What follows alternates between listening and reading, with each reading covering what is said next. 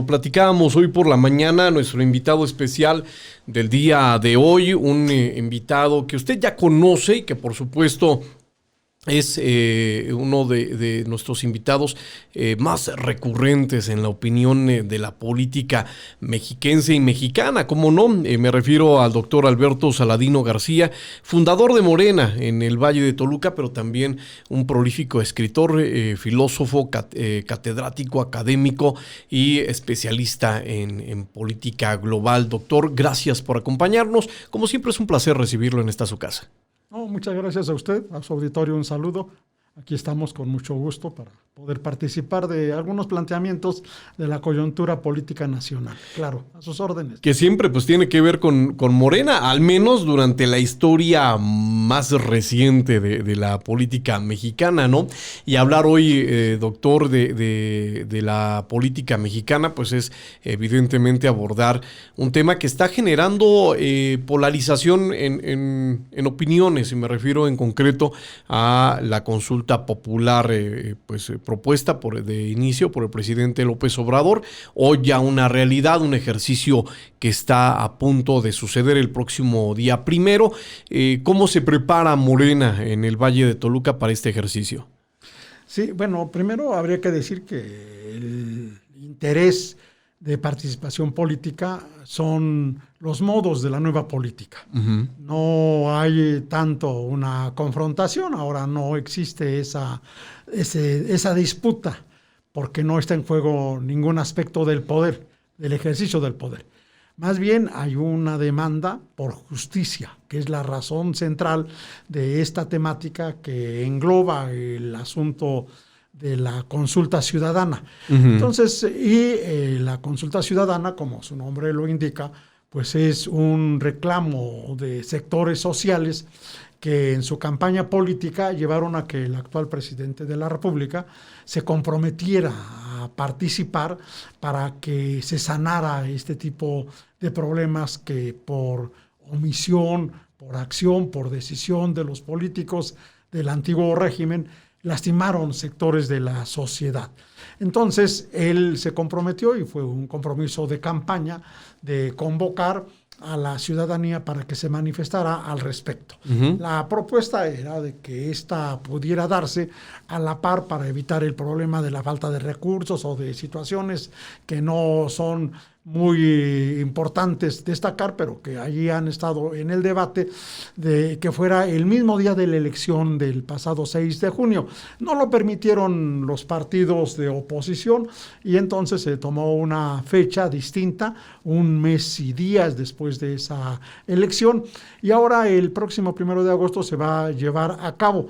Pero esta propuesta que él formalizó en realidad nació o fue sustentada porque muchos ciudadanos elaboramos documentos y firmamos una solicitud para que el Senado de la República pudiera dar cobertura al artículo 35 de la Constitución. ¿Qué dicta qué, doctor? Que dicta exactamente que el ciudadano tiene derecho a participar en la toma de decisiones de este país mediante convocatorias públicas en la que se conozca su opinión, no votar en nada.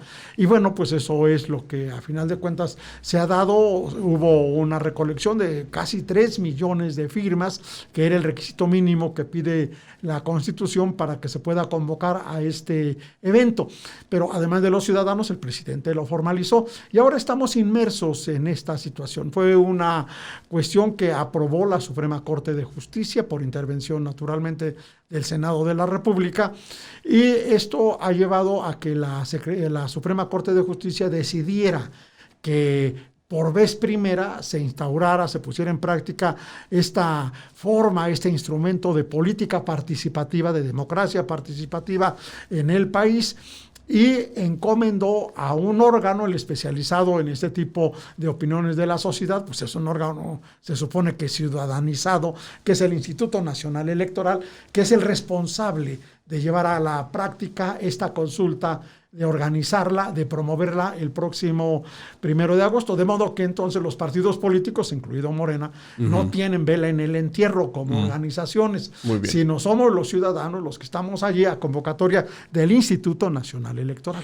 Morena no participa ni en promoción ni en nada que tenga que ver con la consulta. Militantes de Morena, y básicamente hay que decir que de Morena, los que están comprometidos, no somos solo los que solicitamos este proceso, que firmamos esta solicitud, sino un sector que podríamos decir somos los fundadores de Morena, porque Morena nació como una organización social, el Movimiento de Renovación Nacional. Ese movimiento es el que está ahora actuando, es eso, no ha perdido su esencia, y por eso llega a confundirse de que es un partido político. Muchos de los que militamos en Morena, que venimos de la tradición de lucha social, somos los que estamos allí como ciudadanos organizados, impulsando, y lo hacemos con mucho gusto, pero no representando al partido, sino en este caso como actores ciudadanos en ejercicio de nuestros derechos constitucionales.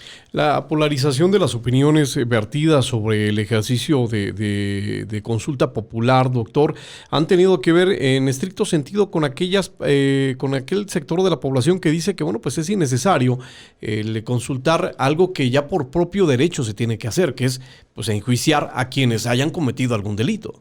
Sí, el único problema que tenemos es que durante el periodo neoliberal, los conservadores, los que se agruparon en lo que luego el presidente de la República ha denominado el PRIAN-RD, este sector político ajustó la ley a su medida, de modo que simuló una serie de acciones para poder garantizar la impunidad. No solo tenían, y ese ha sido el problema del sistema político desde que México nació, tenían fuero, sino además de fuero, tenían impunidad. Y el fuero se está acabando con las propuestas que ha hecho el presidente de la República, que ha votado el Congreso de la Unión, pero el asunto de la impunidad está allí porque hay hechos del pasado que, si bien ya prescribieron, fueron y siguen lastimando la situación de la sociedad. Voy a poner un ejemplo muy pertinente. Bueno, voy a poner dos ejemplos que me parecen pertinentes. Uno es que en el siglo XIX perdimos la mitad de nuestro territorio y eso quedó impune y no se pudo castigar a un presidente que actuó en contra de los intereses de este país porque tenía fuero. Así es. Eso es en el siglo XIX. Y en el siglo XX tenemos nosotros que los gobiernos neoliberales recogieron las deudas de los ricos de este país que estaban en crisis y las metieron al cajón del presupuesto como deuda pública. Eso se conoció como FOBAPROA. Y hoy estamos pagando, y van a pagar las generaciones futuras, dinero que en realidad son producto de actos de corrupción, de irresponsabilidad, de ineficiencia, pero ahora se supone que no se puede ya castigar a estos personajes, pero ahí está el hecho que está lastimando, y yo creo que hoy la sociedad mexicana tiene derecho a pedir justicia para acabar con este tipo de impunidades y sobre todo sentar precedentes para que esto no se vuelva a repetir. Dice uno de los grandes detractores de la política López Obradorista a recientes fechas, porque bueno, pues ha habido muchos durante los últimos 3 años, pero quizá uno de los que más ruido han realizado a razón de los últimos meses, quizá el último mes, es Diego Fernández de Ceballos. Ha calificado este ejercicio como no solamente innecesario, sino como un ejercicio que ejemplifica, dijo, el proceso más corrupto del que se pueda tener memoria en la historia reciente, además de representar un despilfarro de dinero innecesario. Sí, son las reacciones naturales de los representantes, de los corifeos del proyecto conservador, de aquellos que se beneficiaron e instalaron este modelo neoliberal que simuló acciones y que al final perjudicó a la sociedad. A él le tenemos que recordar que fue uno de los primeros promotores de las concertaciones. Fue de esos promotores, a él incluso la sociedad llegó a ubicarlo. Yo no comparto este tipo de posiciones, pero son cuestiones que quedaron allí en la sociedad, de apodarlo el Ardilla, porque no salía de los pinos por los acuerdos que llegaron y que no eran sino el inicio de esa desnaturalización de los principios del Partido Acción Nacional, que vinieron justamente a empatar, a negociar, a acordar con el Partido Revolucionario Institucional. Él es el principal responsable. Era el jefe ardilla. Y por eso se le conoció al jefe Diego. Yo digo, no soy muy partidario de denigrar a la persona con apodos, pero allí está la creatividad popular, que es la que llegó a hacer esa identificación. Por otro lado, este hombre era un hombre que mezclaba los asuntos personales con asuntos políticos. O sea, siendo representante popular, él seguía actuando, litigando a favor de los intereses de las grandes empresas. Y luego apareció que este hombre tuvo terrenos en una zona de muy alta plusvalía en Acapulco. Se descubrió que seguramente este tipo de beneficios que obtuvo fue a raíz de su intervención para beneficio de los sectores digamos, más enriquecidos de este país. Entonces, es natural su reacción, porque él es uno de esos políticos, según la pregunta que vamos a contestar el próximo domingo, que ha formulado la Suprema Corte de Justicia. Vamos a encontrarlo que este es uno de los políticos del pasado que actuaron en contra de los intereses de la sociedad. Se ha criticado que la pregunta queda más como un trabalenguas que como una pregunta bien dirigida, pero pues entendemos que así tiene que ser en virtud de lo que la propia Suprema Corte de Justicia de la Nación determinó después de llevar a análisis la pregunta que el presidente quería presentar. El presidente, tenemos entendido, quería presentar incluso la lista de aquellos exfuncionarios, en estricto sentido, una lista de expresidentes. La Suprema Corte de Justicia de la Nación determinó que no era conveniente porque entonces sí se violentaban ciertos derechos, de tal manera que queda esta pregunta pues sí muy extensa y a la que hay que ponerle mucha atención para poderla entender en estricto sentido, ¿no, doctor? Sí, claro, es una pregunta, yo digo, barroca en el análisis literario que podemos hacer, muy confusa, pero a final de cuentas lo que tenemos que rescatar es que la Suprema Corte de Justicia buscó cuidar los modos de la aplicación de la ley. Es su responsabilidad. Pero da cobertura a esa misma pregunta para que entonces no reduzcamos la solicitud de investigación y aplicándole a la ley, en su caso, a todos los políticos, porque no fueron solo 5 presidentes los que actuaron y sus equipos. En realidad, tenemos nosotros que en los estados hay gobernantes que han actuado de esa manera, lesionando los intereses de la sociedad. Hay presidentes municipales innombrables en ese mismo sentido. Hay representantes populares en el Congreso Nacional, en la Cámara de Diputados Federal, en la Cámara de Senadores, en las cámaras de diputados, que igual han actuado así, o incluso jueces en el Poder Judicial, de suerte que la pregunta entonces la podemos visualizar de manera positiva y mostrar que nos expande el universo para poder proceder. Yo mismo como universitario me siento lastimado de la manera indigna con la que actuaron algunos rectores de esta institución, de la Universidad Autónoma del Estado de México, que ahora caben en esta pregunta igualmente, y tenemos que pedir que se haga justicia a partir de una investigación seria que tiene que realizarse previamente para que luego proceda la ley en su caso. Platicamos en entrevista exclusiva con el doctor Alberto Saladino García, que nos acompaña una vez más en estos micrófonos del 95.7, hablando sobre lo que va a suceder, lo que ha sucedido y lo que tendrá que esperarse de esta consulta popular, un momento histórico. Eventualmente tendrá que sumarse pues a los libros de historia este momento, doctor. No me imagino, a no ser su mejor opinión, doctor, no me imagino una respuesta más contundente que el sí. No imagino que el no sea la respuesta que veamos como una generalidad. Pero lo que sí queda de manifiesto también es la duda de la cantidad de personas que puedan llegar a participar. Es cierto que todos estamos convocados, pero ¿prevé usted que se logre el mínimo requerido para darle fe y legalidad a este proceso? Bueno, más bien yo deseo, no creo, deseo que, y he puesto mi granito de arena, como muchos ciudadanos en este país, para que todos los mexicanos nos sintamos convocados. Uh-huh. Ahora, de que todos vayamos a asistir, yo creo que eso no ha sucedido en ninguna elección en toda la historia de la existencia de México como país independiente soberano. Entonces, allí hay una situación que tenemos que evaluar. Por eso se plantean dos escenarios: que se llegue a lograr el requisito de que por lo menos 37,5 millones de ciudadanos acudamos a votar para que la pregunta sea vinculante y entonces proceda todo lo que las leyes señalan en ese sentido. Pero también puede suceder que no se alcance ese porcentaje, esa cantidad de votantes, y allí las implicaciones es que los que se tiene que solicitar ahora es que sean identificados, sí, a sujetos que cometieron una serie de acciones contrarias al interés de la sociedad, y entonces hay que pedir que se le aplique la ley, o sea, allí ya no se va a votar. Son las dos posibilidades, pero el hecho mismo de convocar a que la sociedad se manifieste es un hecho histórico, inédito, que no habían existido condiciones antes para que esto sucediera.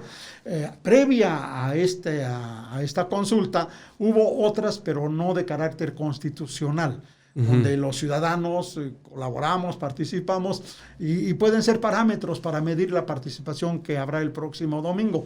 A los pocos meses de que el presidente de la República es electo en 2018 por la ciudadanía, por la mayoría de la ciudadanía, para impulsar y empujar una decisión que había tomado de suprimir, de cancelar la obra del aeropuerto de Texcoco, en el lago de Texcoco.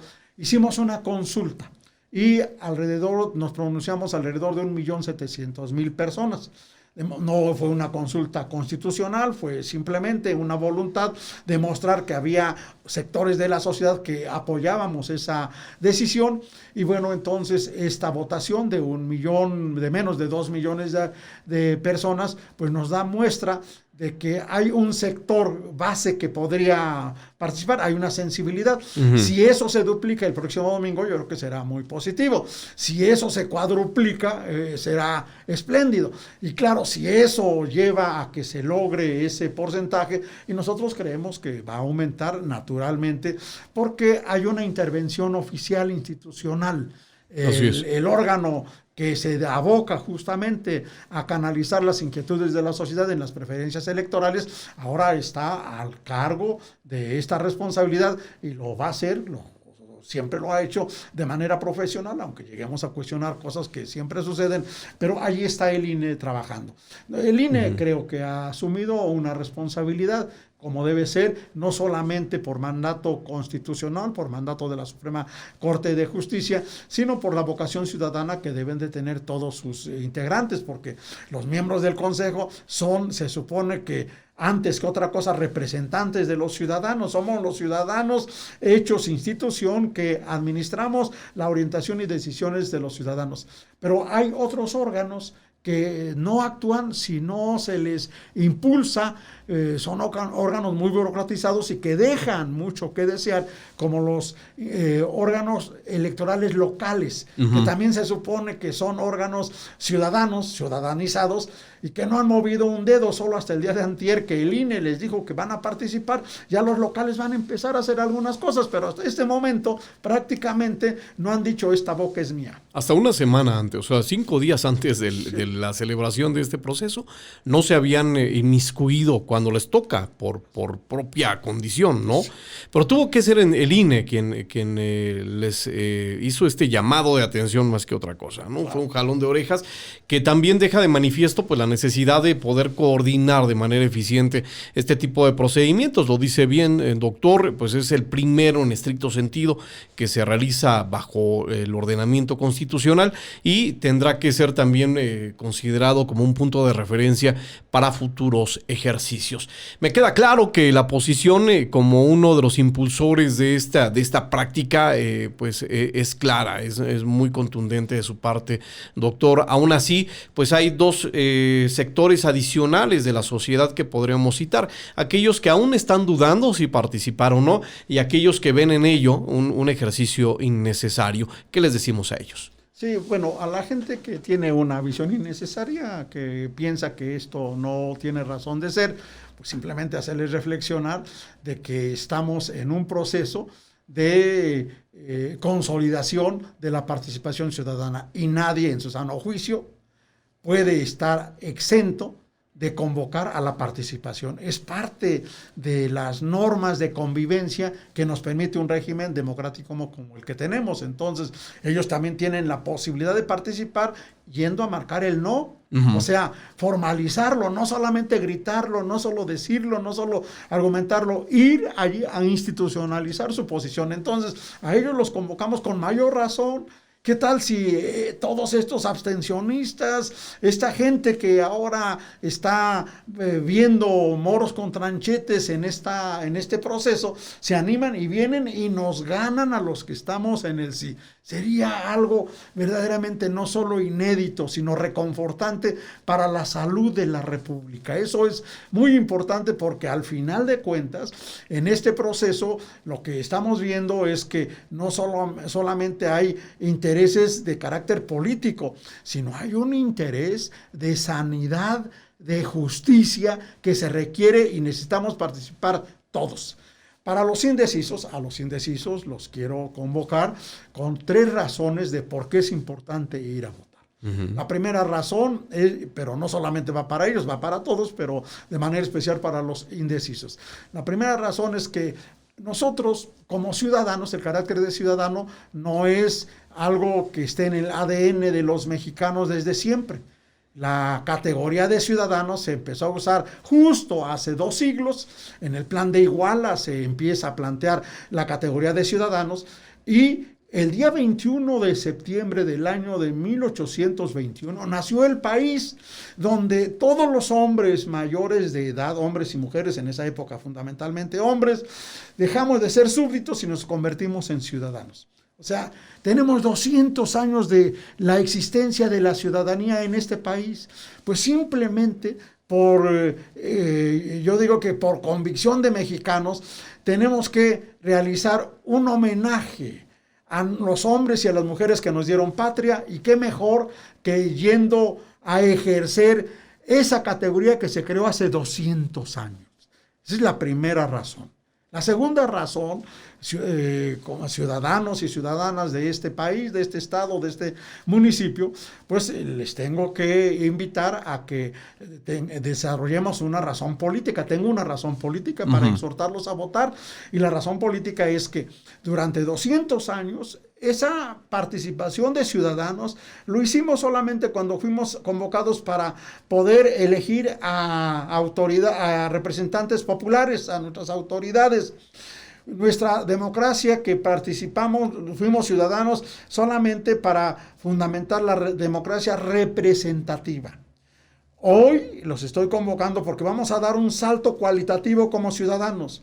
Vamos a dejar de ser solo convocados en procesos electorales, vamos a llenar de contenido, vamos a ampliar los derechos del ejercicio de la ciudadanía y vamos a convertirnos en protagonistas de estas transformaciones que están haciendo, y donde ahora el ciudadano no solo sirve para elegir a una autoridad, sino para que esa autoridad tenga que atender las exigencias. Ya no solamente queremos que el ciudadano tenga voz en un representante, sino que el representante escuche la voz del ciudadano en esta democracia participativa. Entonces vamos a construir, el próximo domingo vamos a inaugurar un nuevo nivel, una nueva etapa de la ciudadanía, de ser un ciudadano que se manejaba a través de representantes, a un ciudadano, a un sujeto que se convierte en protagonista de los cambios. Y vamos a hacer historia, como diría alguien, el próximo domingo. Razón política. Y por último, la razón moral.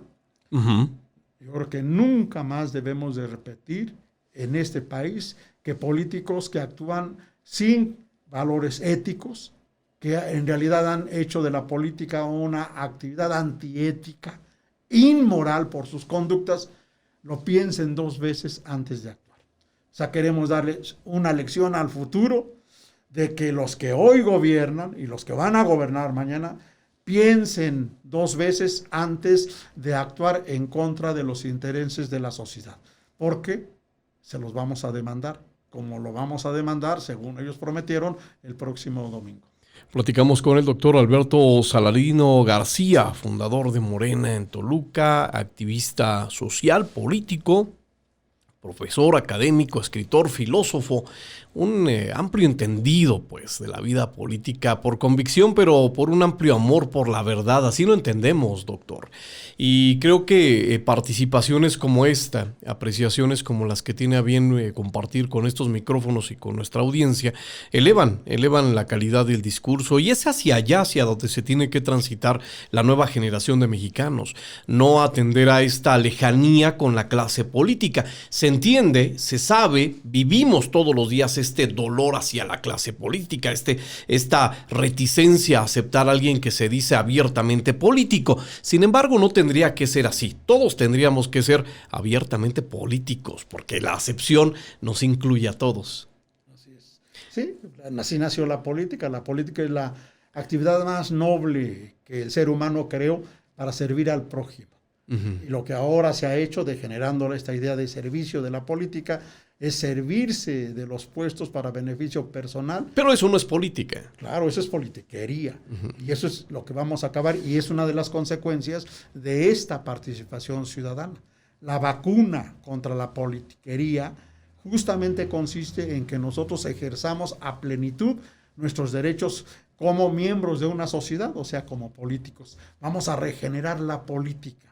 Y eso lo vamos a hacer participando en todos los asuntos. La política no es asunto de unos cuantos, es asunto de todos los miembros dotados de razón en una sociedad. Le convido a la audiencia a que juntos podamos elevar de a poco la calidad de discurso. Es importante ir a nuevos territorios y dejar de lado pues aquello que nos polariza y que nos coloca en blanco y negro, en rojo y azul, en colores, en divisiones que como sociedad creo que no abonan absolutamente nada al bien común. Y cuando el bien común se pierde, ya empezamos a tener problemas muy, muy serios como nación. Es a través de pues el entendimiento de invitados como el doctor Alberto Saladino, pues nos permite acceder a esas nuevas ventanas e ideas que nos encaminan pues a ese nuevo discurso. Doctor, contamos con usted como siempre y agradecemos su presencia, por supuesto.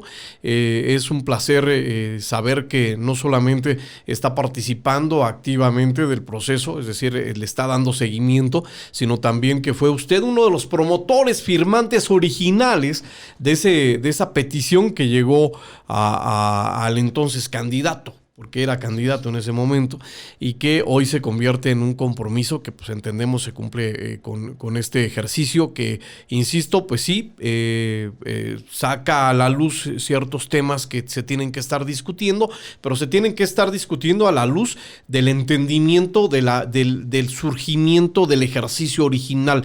¿Por qué nace? ¿A dónde va? ¿Y qué se busca en estricto sentido? Porque cuando se frivoliza, pues se pierde mucho de ese carácter original que insisto, no se tiene por qué perder. Así es, ¿no? En realidad tenemos que seguir convocando que esta necesidad de renovación de la vida pública en el país es un asunto de todos. Es un asunto de la gente, no importa el grado de estudios, no importa la condición social, no importa el género. Yo creo que hoy estamos abriendo estas posibilidades para que se entienda que la armonía social es responsabilidad de todos nosotros, que los problemas graves que hoy padecemos, esa violencia, ese infierno de la violencia de la cual seguimos padeciendo, tiene que desaparecer con el concurso racional, participativo de cada uno de nosotros. La política es el mejor espacio para el diálogo, para el debate, para escuchar al otro, no para que lleguemos a tener el mismo punto de vista, sino justamente esa pluralidad de visiones son las que van a potenciar un México mejor que todos deseamos. Tesis, antítesis y la síntesis, finalmente. Es un pensamiento dialéctico, porque así es la realidad. Viene con el concurso de la ciudadanía la posibilidad de una nueva etapa para el desarrollo del país. Eso es lo que en realidad estamos fundamentando. Que lo sepan hacer quienes lleguen al gobierno, eso ya es otro asunto, pero sí les queremos decir que quienes estén gobernando o actúan con base en su palabra, con esa palabra que comprometieron ante la ciudadanía cuando fueron a pedirles su apoyo, y con esos documentos que elaboran cuando piden opiniones para formular los planes de desarrollo, que los cumplan o se los vamos a demandar. El doctor Alberto Saladino García en 95.7, una vez más, siempre es un placer, doctor. Gracias por asistir, gracias por atender este llamado y esta invitación a compartir su punto de vista con nuestra audiencia, que siempre es un punto de vista no solamente fundamentado y motivado, sino sumamente rico, y nos deja pues tarea para pensar, para analizar y para definir pues también cuál será el actuar de cara a este ejercicio pues de carácter ciudadano. Doctor, ¿algo que desee agregar? Dos cosas, el agradecimiento siempre a todos ustedes por esta función tan importante que sí deben seguir cumpliendo para ser intermediarios con la opinión de la sociedad, y a todos nuestros escuchas a pedirles que participemos, que este domingo asistamos y tenemos allí las posibilidades no solamente de abstenernos, sino decir sí, decir no. Bienvenidos todos ustedes. Muchas gracias. Gracias al doctor Alberto Saladino García, gracias a la audiencia que nos acompaña a través del 95.7 de frecuencia modulada, así con nuestra entrevista de hoy, así con nuestro invitado especial. ¿Qué le pareció?